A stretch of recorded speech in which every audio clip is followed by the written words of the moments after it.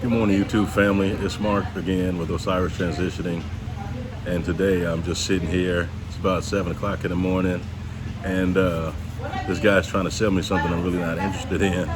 But with the topic I want to talk about briefly is making sure that we take care of ourselves in the Philippines. I think self-preservation is very important, and especially here. You know, I'm a prepper, so I believe in community and things like that, especially for barterability's sake, to be able to barter with and to fellowship also. But I think that sometimes we can lose ourselves in the Philippines and get so caught up in what other people are doing for us that we forget to do the best that we can do for ourselves. That's a little noisy right here right now. But what I'm saying is that we must really take the time and effort to do what's best for ourselves. Like I see guys here, they have the most beautiful women or whatever, and I see them neglecting themselves, even their own skin. Like, how can you be in permanent retirement and you won't even lotion your own ass, you know? And so your girl, she may or may care about you enough to where she'll be willing to do some of these things for you. Like, my girl is kind of like a wonderful caregiver, but what I find is a lot of times even that is like rooted in a selfishness, and that I have to maintain focus on myself at all times. I mean, she'll do anything for me as long as it's not my idea. Seems like sometimes if I say, hey baby, why don't you do this? She gives me this look like, you know, I'm not your maid, this is and that. So I have to let her know that, hey look, I can cook, I can wash my own clothes. If I needed a maid, I would hire one. You know what I mean? That I don't need you like that. You know, I'm okay. I'm gonna be able to take care of myself. You know, if you walk right now, I won't be lost. And I think what it is that they're really trying to hook you to the degree, you know.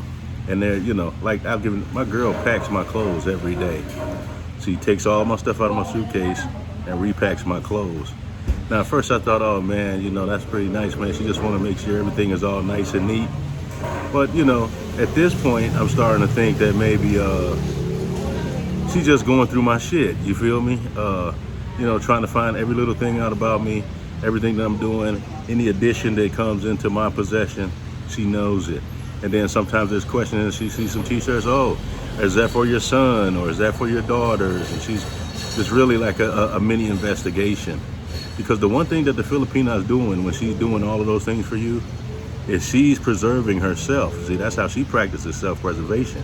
She knows that if she continues to be that for you and to you, she'll become an indispensable part of your life, and which gives her the leverage. You know, I'm amazed at how I see guys get talked to by their Filipino woman, especially considering we're in an area where women don't really have a whole lot of say. Like, if you really watch them around their own men, like the real way to handle a Filipina, you really got to learn it from a Filipino.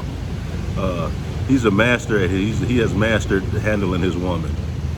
And she's like putty in his hands. He can ply her and nudge her to do things that, you know, most of us won't even take the time and study to do. But even if we did, we would find it very difficult. But because of their social makeup and engineering throughout their lives, they're already accustomed to live a certain way. And when they get with us, they're really trying to break that mold and get out of that mode. And they know all the stories about how nice and soft foreigners are. So they already know. Plus, you know, like, you know, you're not just talking to one Filipino when you're talking to Filipino women.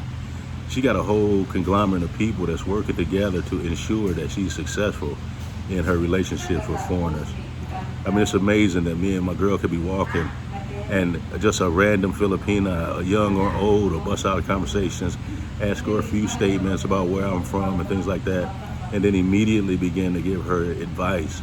You know, the first few weeks she wouldn't say nothing, but now she tells me, oh yeah, that lady was saying this and that, and that you're a good guy and that you should do this and that, and to handle him this way. And you know, I find that amazing that they're doing that. So you're not just macking one, you're actually swooning several. You know, they're courting by committee is what I call it. A phrase I just pretty much coined right now. This is a very noisy location, so I'm going to keep this video short and sweet.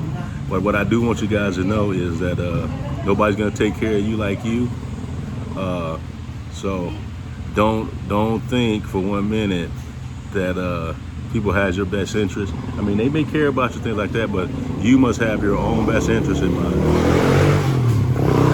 Nobody cares about your money but you. You know, I heard a story about a guy who came here with 1.5 million pesos, which is roughly 30,000 US dollars. And it was supposed to last him for 4 years until he got his Social Security. And he managed to lose it within the first 2 years. And now he's so broke that even the embassy won't even send him home because he has no place to go home to. So he's here counting the days to his retirement so he can get his Social Security at age 62. He has a year and 7 months. That's 19 months he has to just scrape and survive in the Philippines with no money because he trusted the Filipina. He still loves her to this day.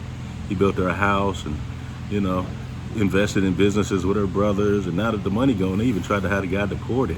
You know what I mean? And so he still gets to live in the house, but every little dime he gets, he has to surrender to the family for electricity or food costs because, shit, if he don't, his ass is gonna be in the street. So here it is, he built a 500,000 pesos house, which is roughly about $10,000. Probably a beautiful structure, but now he's a prisoner in that motherfucker. He has to dance to the rhythm of somebody else's drug. He wasn't practicing self-preservation. I don't care how beautiful the Filipina is, how wet the coochie is. Hey, look, and I would have to say that it's probably some of the wettest in the world. It's the wet. You know what I'm saying? Like, I don't know. It's like they got a fountain they turn on. That motherfucker just. Anyway, don't let that get you to the point that you're not gonna take care of yourself, fellas. Don't put yourself out of your way. You know, I mean, it starts with something simple. You know, they talk about, oh, I'm tippet. Tippet is a word that means like frugal and conservative, and sure, they're all of that with their money because they have very little money. But they're not like that with your money. They're gonna buy the $10 lotion if you let them, and the $13 makeup, knowing that that's 2.5 days pay. And then they'll throw things about, oh, well, it's only $350, it's only $700. They start talking like you know, trying to remind you what they're trying to do is get you to think in dollars. If you think in dollars, you lose here. The key is to think in pesos and to think about what a day's wage is and how you would spend a day's wage. What I'm doing is I'm setting up where I'm going to spend 1K a day, which is roughly $20, which is, you know, you got to be like a lawyer or some shit to make a K a day around here. You know what I mean? So that's a wonderful lifestyle, you know what I mean? And that's outside of my living expense, outside of my rent. So whatever recreation that I want to do, whatever medicine I need, whatever foods and things like that, I'm going to keep within that 1K a day, which is $20, which adds up to about $600 a month. And I haven't done that on this trip because I've been island hopping. I've been to 6 different islands on my way to Manila. I did all kind of excursions and rode motorbikes and climbed cliffs to get to waterfalls and all kind of things that I normally would not have done. And I don't see myself doing in my everyday life here in the Philippines. But I have been locked out of the Philippines for so long, 2.5 years roughly. And I thought that I would treat this trip like it's my last, you know. Life ain't guaranteed. These visas aren't guaranteed. The world situation, there's no guarantee.